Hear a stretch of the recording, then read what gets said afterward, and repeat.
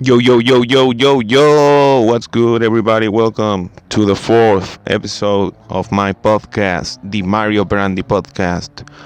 Um, I'm here. Today is Monday. I was at the park after a long time. I decided to pick up a basketball and shoot some hoops.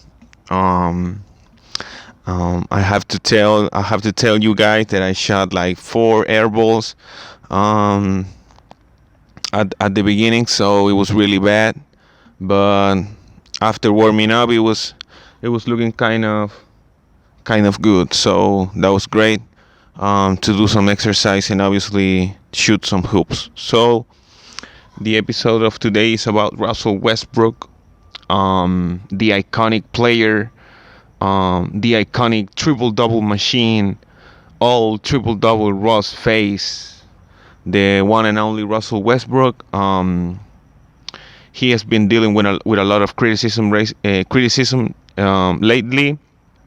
coming from the LA area, obviously, and Lakers fans that were really disappointed from Ross' performance during last season. Um, that we have to remember that he blamed in his exit interview, he blamed Frank Vogel, Lebron, and AD for his poor performance, which is all you need to know about a player that is not able to realize, and maybe he doesn't want to realize that his career has been declining the last couple of years, being traded. Um, if the Lakers move him, his new team would be five teams in 5 years. That would be a record. Obviously, he was an MVP in the 2017 season when Kevin Durant left the Oklahoma City Thunder, but he has been really really bad for the Los Angeles Lakers. Um, he doesn't respond well to criticism. We saw the whole Skip Bayless situation where Skip called him Russell Westbrook. It was a back and forth. Even his wife took over Twitter and took shots at Skip. Um, but for me, I can't defend Russ in that situation. I mean, you're a grown man. You can't be worried about what people say on TV, on media. Worried.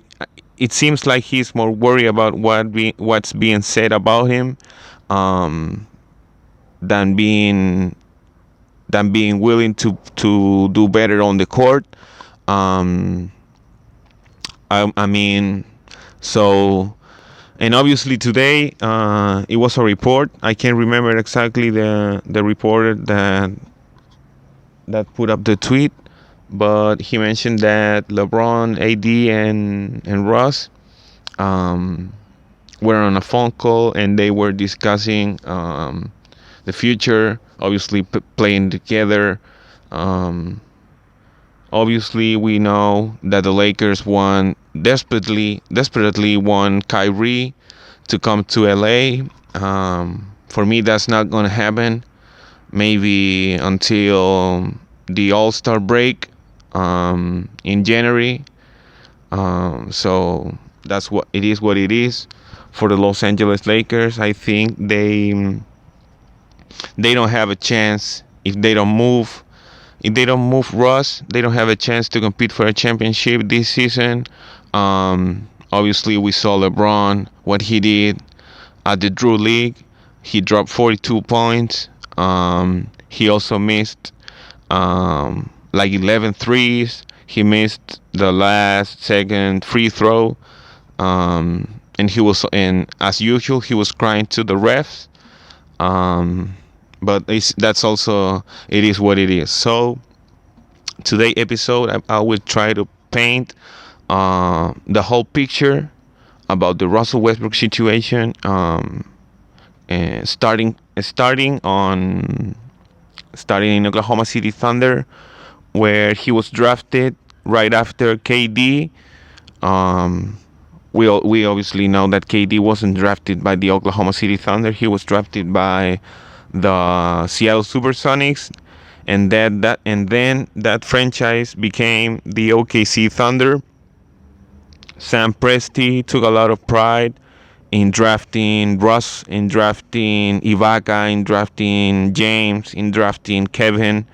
So, and we know now in 2022 the job he's doing, having two picks in the lottery with Jalen Williams and Chet Holmgren, and Giddy and Gilgeous Alexander.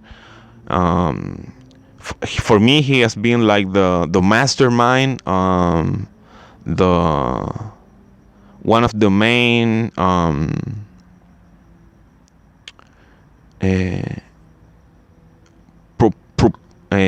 one of the main actors regarding this type of creation of teams, being drafted. Obviously, we saw the Golden State Warriors. Obviously, they have done it at the greatest level, winning 4 championships. The OKC old and new core has not win anything, so we have to see in the future, and that's the only way that we can validate the process. Obviously, we've seen that shit has not worked, and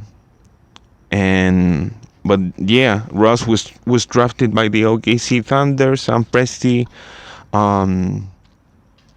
in my opinion, and in a lot of people's opinion, he gave Russ the keys of the franchise over KD. For Sam, I think he felt very proud about drafting Russ and finding him.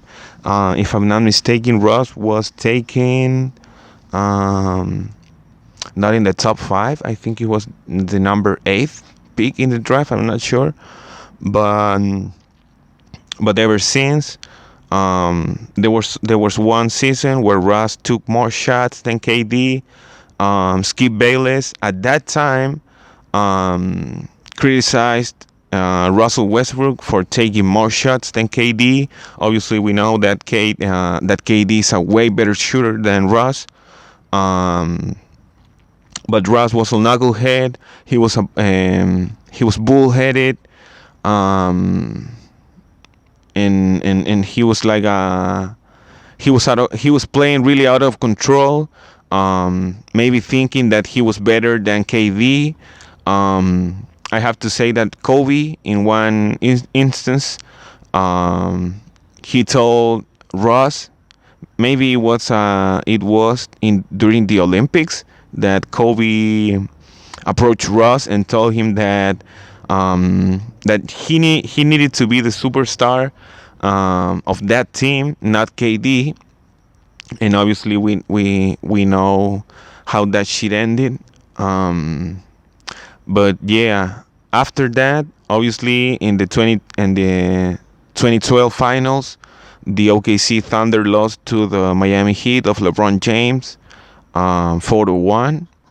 And then I think in game 1 or game 2, Magic Johnson was calling the game, and he mentioned, he said that Russ had one of the worst performances from a point guard in the NBA Finals, and for me that was true.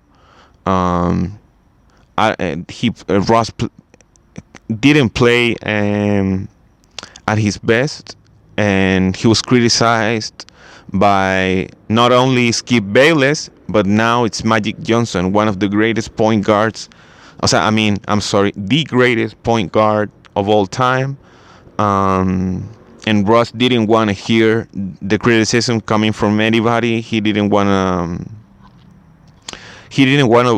to be maybe perceived as weak or I don't know. But that was the main problem in 2012. Then they obviously in 2016 they were up 3-1 to the Golden State Warriors. in the Western Conference Finals. They lost um, three straight games, and obviously after that season, KD joined the Golden State Warriors.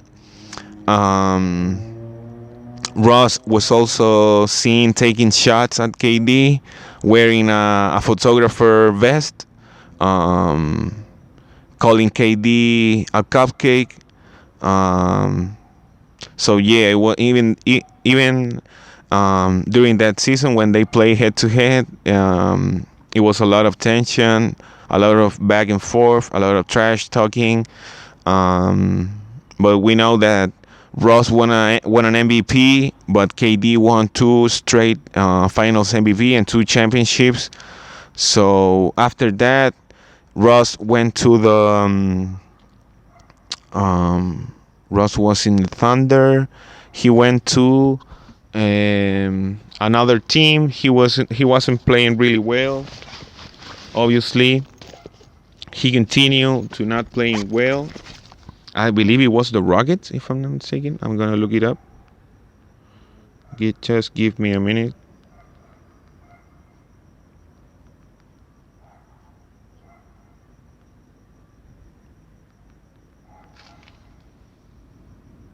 He went to Houston to play with James Harden.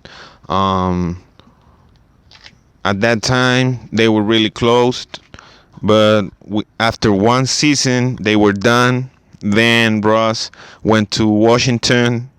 Didn't do shit, but obviously he averaged a triple double, three consecutive seasons. I also forgot to mention that he was embarrassed by Damian Lillard in that series. He was also embarrassed when Donovan Mitchell, as a rookie, eliminated him and PG. After one season in Washington with Bradley Beal, he went to the Los Angeles Lakers, and last season was a disaster. He was horrible from the 3-point line.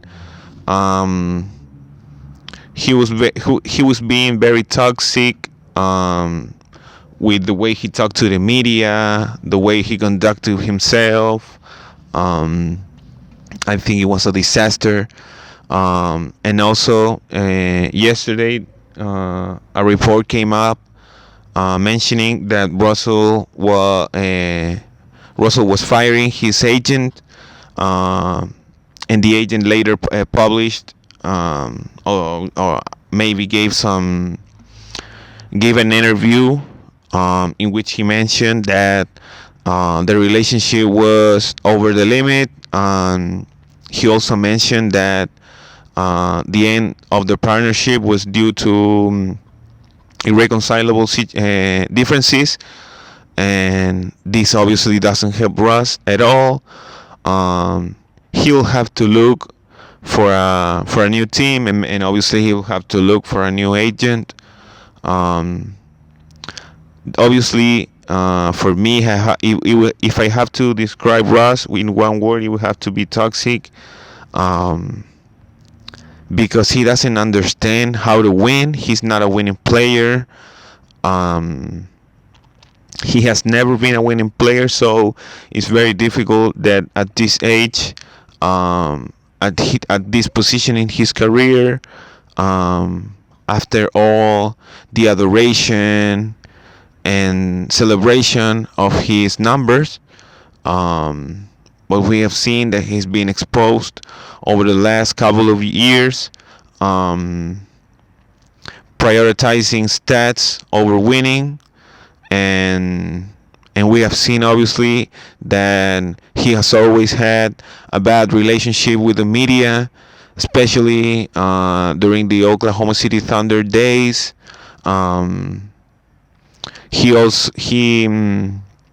He famously said, next question, and that became like a cliche for players when they don't want to respond any question from the media. And So it's very difficult, the Ross situation. I would hope that thanks to the hiring of Darwin Ham, um, the former Bucks assistant, uh, that over the last couple of weeks, him, Darwin Ham, and the Los Angeles Lakers have been trying to cuddle Russ, saying, and Rob Pelinka as well, saying that they will welcome him with open arms. Um, Obviously, this was after he opted in for his last year. He will earn 47 million this season. He will be one of the top paid athletes and NBA players, but he is not playing at that level. I think maybe I'm not being hyperbolical, but this might be the last time we saw Russell Westbrook on a floor NBA floor. That would be really really sad to witness the decline of a great player, a former MVP, scoring champion, assist champion. As like I said before, he averaged a triple double for 3 years. That has not been done since Oscar Robertson did it, like 50 years ago, playing for the Milwaukee Bucks. So that would be really really sad to see a player follow some similarities, kind of like Allen Iverson, during the last part of his career, where he didn't want to come off the bench. He didn't want to embrace a different role, because he saw him when he looked in the mirror, he always saw the Allen Iverson, that the one that people admire, the one that won an MVP, the one that took a team to the finals, the one that won game 1 against the Los Angeles Lakers, and the icon. So for me, that's the fear that I have for Russ, that I hope history doesn't repeat itself in this case. But the most likely scenario for me is that Russ struggles a lot to reach an agreement with a new team that gives him the opportunity to still play the way he wants, and to do the things that he wants, and that's it for me. I think for me, I don't see Russ finishing his second season with the Lakers. Maybe things go completely south. I think the Lakers would have no option but to cut Russ, to pay him to stay at home, to not be a part of the team, because he's doing more damage to the team than he benefits the team. So it's a tough situation for Russ. He's obviously he was born in LA. Maybe he thought that playing for his home team would be different, that people would have like sympathy for him, for being raised there, for being homegrown. But that's not the way the Lakers fans operate. They want their franchise to be successful, to win championships, and not to be out of the playoffs like they were the last season. So I don't have I pretty much don't have anything more to say about Russ.